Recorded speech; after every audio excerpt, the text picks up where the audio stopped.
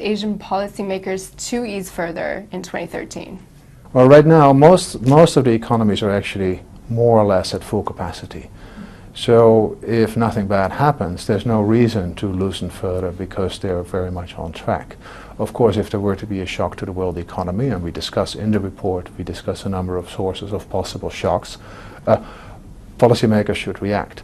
We actually believe that on the fiscal side, there is more potential for boosting growth than on the monetary side. So if there were to be a shock, a reaction from the fiscal authorities could probably boost growth more than the monetary side.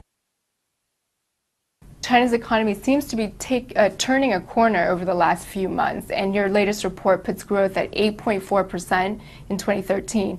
Are you convinced that China can maintain its economic stability and prosperity at these rates? Well, China did slow down this year quite a bit, and especially the first 2 quarters. Overall this year they come out at 7.9%, the lowest growth rate since 1999. But largely in the second half they've seen a recovery. In the third quarter there was a 9.1% on an annual basis growth, and we see that continuing in the fourth quarter. That lifts up growth in next year as well because the base was a bit lower than before. So you see a bit of a base effect. We expect China to be growing in the order of 8.4% next year, and then gradually going to its longer term potential growth rate, which we see decline over the next decades, if you want, from something like 8% in 2014 all the way down to 5% by the end of the next decade. And China has also moved to relax capital controls and further the country's long-term goals towards liberalizing its currency. How will this impact investment flows here in Asia?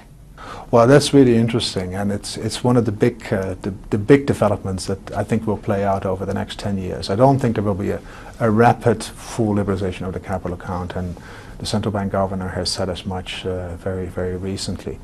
But this opening up of the capital account is interesting. Right now, China still focuses actually more on the inflows rather than on the outflows of capital control. But at the same time, China has a saving surplus. So in a way, right now they export their saving surplus through building up international reserves.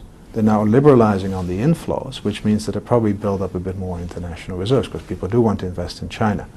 But the outflow of capital from China is going to be important going forward in our view. And if you want, that's the internationalization of the RMB. So that much more credit from China can be expected. That could actually finance lots of needs in the region, especially in infrastructure, but also in manufacturing. So that's what I think is going to happen over the next 5 to 10 years.